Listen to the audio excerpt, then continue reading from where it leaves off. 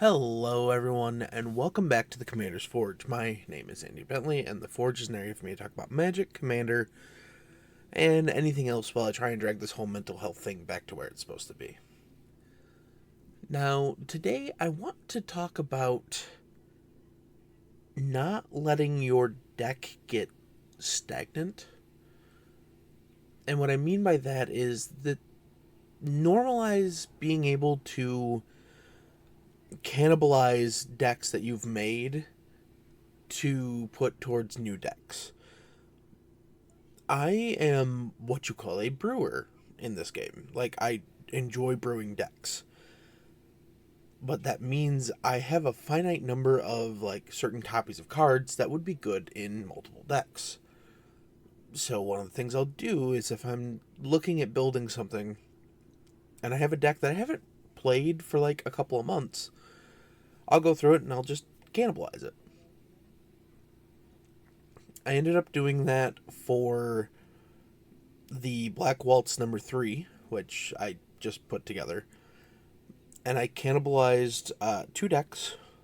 One that just didn't really perform the way I wanted it to, so it's kind of getting a second life in this deck. And another one that I've been meaning to upgrade or update, and it's just kind of been sitting on the back burner. The first one was the O'Hare Oxenil Deepest Might. And I ended up pulling a good chunk of that deck apart for this deck. And then the other one was the Rowan Scion of War, which wasn't, a bad deck. And theoretically, she could make an appearance in the Black Waltz No. 3, because you are constantly, doing damage and stuff. But the version of the deck I went with is really more of a let's just slam the Black Waltz and then any other number of pinging creatures and then go to town with, drawing cards. But this isn't the only deck that I've considered cannibalizing stuff for. I've been looking at the mono white Dion that gives your knights flying, and I'm looking at doing a interesting build with that. I would be breaking apart another deck that I've actually already been stealing from for a lot of the instants and sorceries that I would want for that deck. Just, to name a few.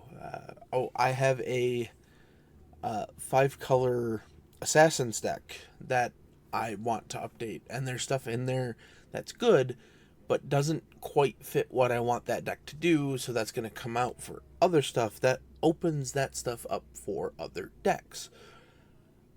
I just want people to understand, there's no shame in taking apart a deck that does not perform.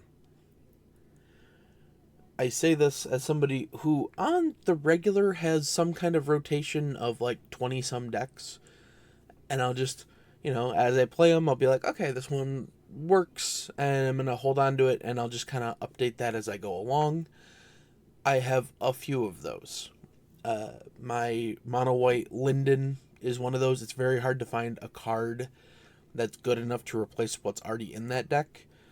The same is true for my mono white Nadar deck, and that's mostly just because there's not a large pool of white cards that either let you, enter the dungeon or take the initiative. I've kind of got them all in there already. Then there's the Adelies, my red-blue wizard spell-slinging deck. There's a couple things I might want to change about that one. I haven't updated it in a year, but it's still just really good at what it wants to do. Those three, I find it very hard to take apart. I also have my Voltron deck, which is Kelsey and the Plague. which, if you know anything about him, is fun times if you can give him Death Touch. And it's just, again, it's hard to like decide, oh, do I want to cut one of the swords for a new equipment? And it just, running the swords kind of discourages you from running any of the colored equipment. So it's just, it's kind of where I want it for now. And let's see, what's one of the ones that's kind of consistently on the chopping block? So I have 2 dedicated human decks. Theoden, King of Rohan, is a Boros version. And then Kyler, Sigardian Emissary. So one's in Selesnya, one's in Boros. They both care about humans, but they're both slightly different. Where Theoden is all in on, tokens and the monarchy and just, getting in with all of your, double striking little guys. Kyler is more about growing him to make everybody else stronger. So while there's still a go wide strategy, it leans more into the +1/+1 counters than it does the just straight go wide with tokens. There are still tokens in there, but it doesn't go as aggressively for them. Now, when I look at these, they share a lot of white cards, and I don't necessarily have 2 copies of each of them, so I had to choose one or the other. And if something comes along that's just better, I might change them out. Though I do enjoy both of these decks. They're fun to run like back to back. Hey, I'm gonna do Boros humans, and then the next game you say, hey, I'm gonna swap it out a little bit and do Selesnya humans. It really can showcase how the different play patterns work with each deck. I guess what I'm really trying to say is it's okay to have a couple decks that are like your bread and butter, like what you're known for. Like, I can sit down and say, hey, I'm going to play Linden, and most people are like, oh, okay, yeah, sure. That said, don't be afraid to experiment with new things. Like, particularly in the world of how Magic's set releases go nowadays, there are hundreds of choices a year for new things. And sure, not all of them are going to jump out to you as, oh, I want to build that as a commander. But a lot of times you're going to look at something and be like, huh, this is really good. Where can I fit it in the 99? So it just... Being a brewer, it constantly snowballs into, huh, that's a neat idea. Can I turn that idea into a deck? So far with Final Fantasy, the answer to that is yes, with the Black Waltz No. 3. Yes, with Sephiroth, but that one is kind of its own beast because I literally just moved Ayara from the command zone into the 99 and put Sephiroth there instead, so it's not really tuned to a Sephiroth. And then there was one more. It was... right. I got my hands on the Counter Blitz Commander deck, which is the Bant one, led by Titus Yuna's Guardian. And I sat down with that, and I ended up changing out, like, 15 cards and cutting some tap lands for, like, more basics. And, that's an upgraded precon. So, eventually, I would like to get my hands on the other precons. I got my hand on the starter set, which mostly I wanted for the Cloud and Sephiroth and a couple of the other legendary creatures that were specifically in that set. So far on the back burner, I have that Dion deck, and I have some kind of Boros equipment deck. I don't know if instead I'm gonna try and get the Naya equipment deck, commander deck, or if I'm thinking either the Cloud from the starter deck, but I'm more likely leaning towards the Lightning Army of One, which is the Boros commander in the set.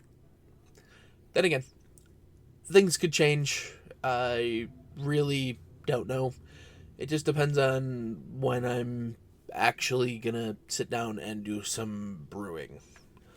But that said, I'm gonna take a quick break, and when I come back, we're gonna talk about the Black Waltz number 3.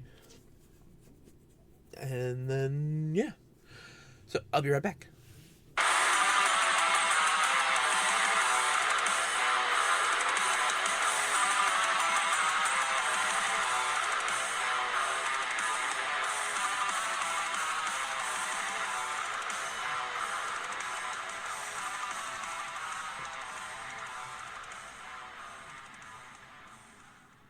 And welcome back.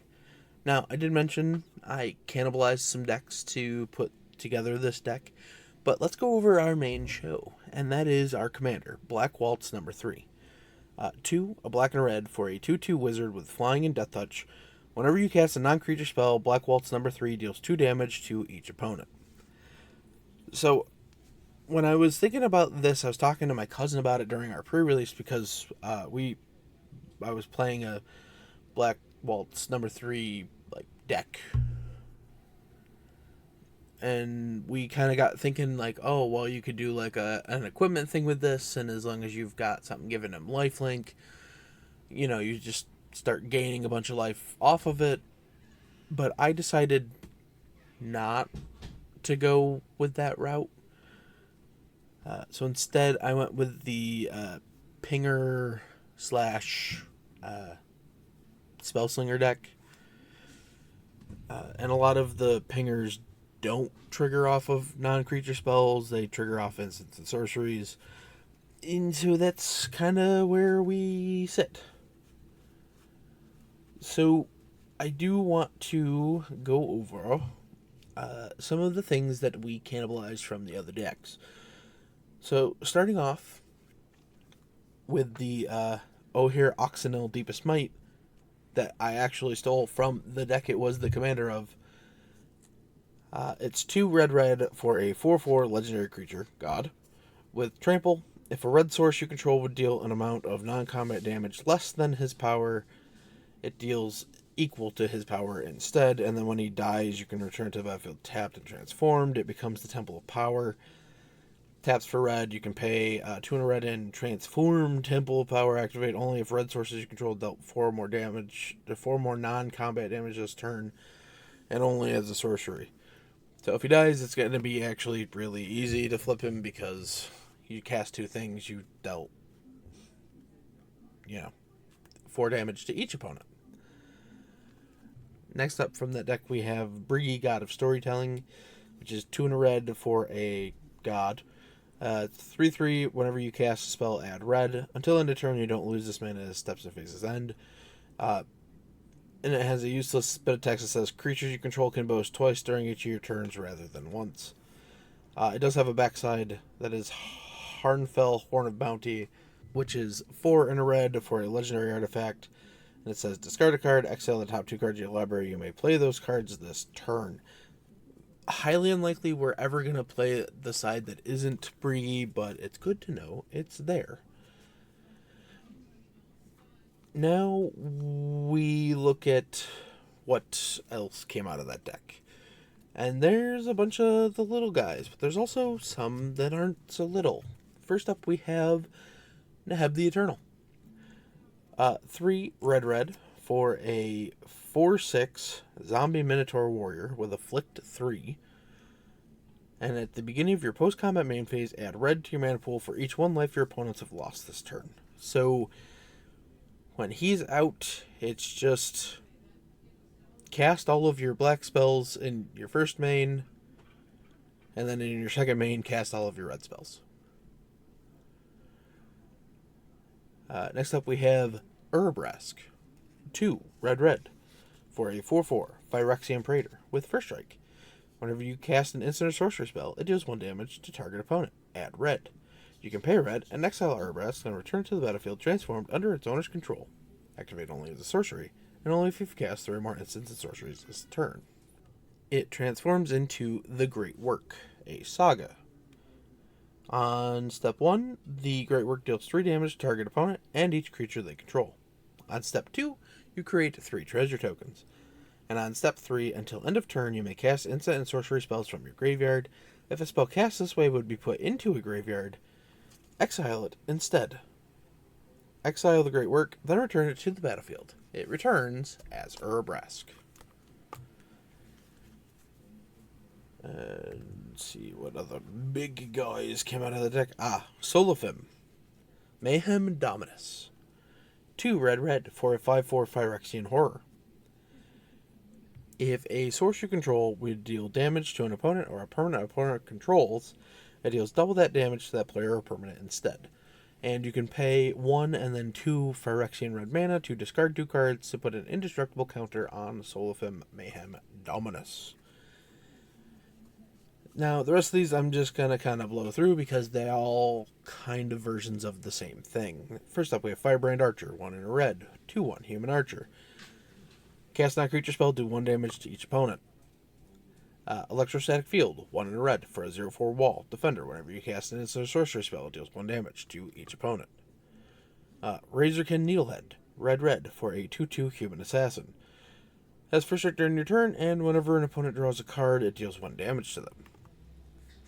Erebor Flamesmith, 1 in a red, for a 2/1 Dwarf Artificer. Whenever you cast an instant or sorcery spell, it deals 1 damage to each opponent. Thermo Alchemist, 1 in a red, for a 0/3 Human Shaman with Defender, and tap, it deals 1 damage to each opponent. Whenever you cast an instant or sorcery spell, untap Thermo Alchemist. Gutter Snipe, 2 in a red, for a 2/2 Goblin Shaman. Whenever you cast an instant or sorcery spell, deals 2 damage to each opponent. And Kessig Flame Breather, 1 in a red, for a 1/3 Human Shaman with whenever you cast a non-creature spell, deals 1 damage to each opponent.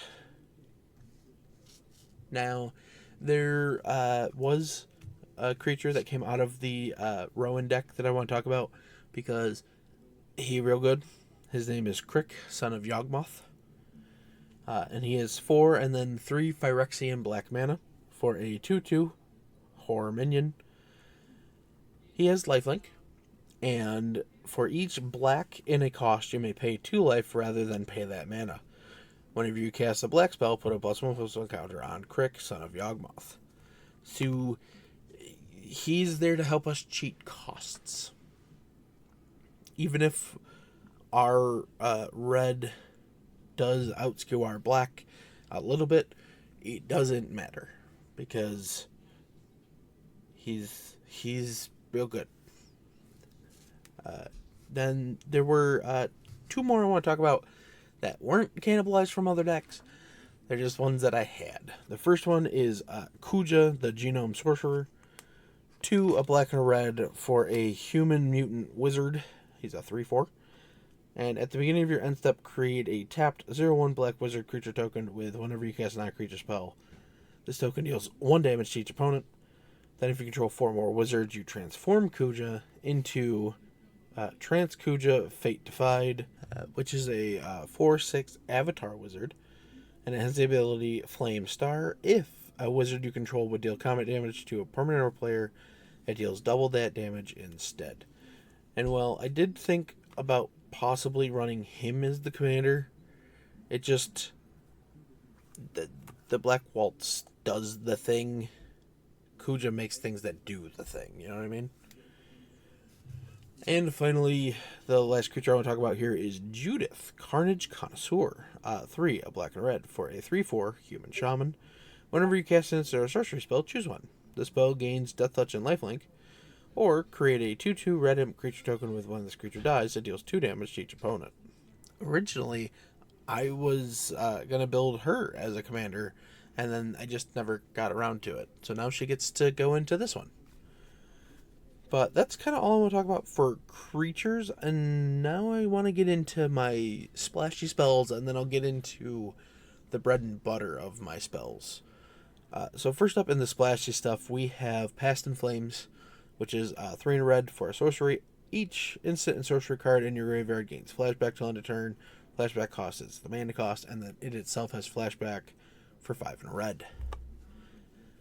Next up, we have Dawn Warrior's Legacy, which is the rebrand of Mizzix's Mastery. 3 in red for a sorcery. Exile target card that's an instant or sorcery from your graveyard. For each card exiled this way, copy it. You may cast the copy without paying its mana cost. Exile Dawn Warrior's Legacy. It has Overload for 5 red. Next up, we have Breach the Multiverse. 5 black for a sorcery. Each player mills 10 cards. For each player, choose a creature or planeswalker card in that player's graveyard. Put those cards onto the battlefield under your control. Then each creature you control becomes a Phyrexian in addition to its other types. Yeah, particularly in a deck like this where I'm not running like a heavy concentration of creatures, getting extra creatures from my opponents is very helpful. Next up, we have the 2 X spells that everyone hates. First up, we have Exsanguinate, X black sorcery. Each opponent loses X life. You gain life equal to life lost this way. Torment of Hailfire, X black for a sorcery.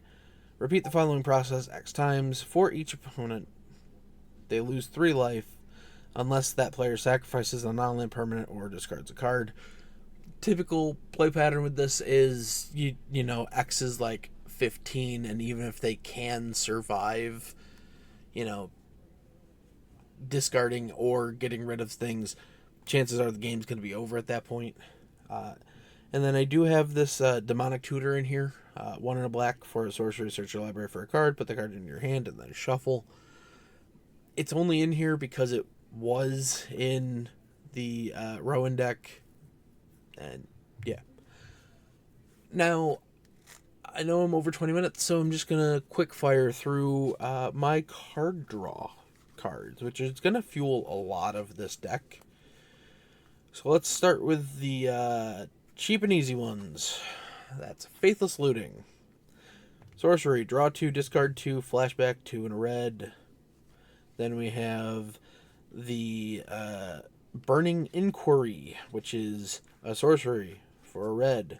Each player draws 3, then discards 3 cards at random. We have Faithless Salvaging, 1 in a red for an instant. Discard a card, then draw a card. It has Rebound. Next up, we have Thrill of Possibility, 1 in a red, instant. Additional cost, discard a card, draw 2 cards. Laughing Mad, 2 in a red, instant. Additional cost, discard a card, draw 2 cards. It has flashback for 3 in a red. Seize the Spoils, 2 in a red, sorcery. Additional cost, discard a card, draw 2, create a treasure. Dire Sight, 2 in a black, sorcery. Surveil 2, draw 2, lose 2 life. Infectious Inquiry, 2 and a black for sorcery. You draw 2 cards, lose 2 life, and each opponent gets a poison counter. Blood Pact, 2 and a black, instant. Target player draws 2 cards and loses 2 life. Read the Bones, 2 and a black, sorcery. Scry 2, draw 2, lose 2. Unexpected Windfall, 2 red, instant. Additional cost, discard a card, draw 2, create 2 treasure tokens. Feed the Infection, 3 and a black for sorcery. You draw 3, lose 3. As corrupted, I will never be able to trigger that in this deck. But each opponent who has 3 or more poison counters would lose 3 life.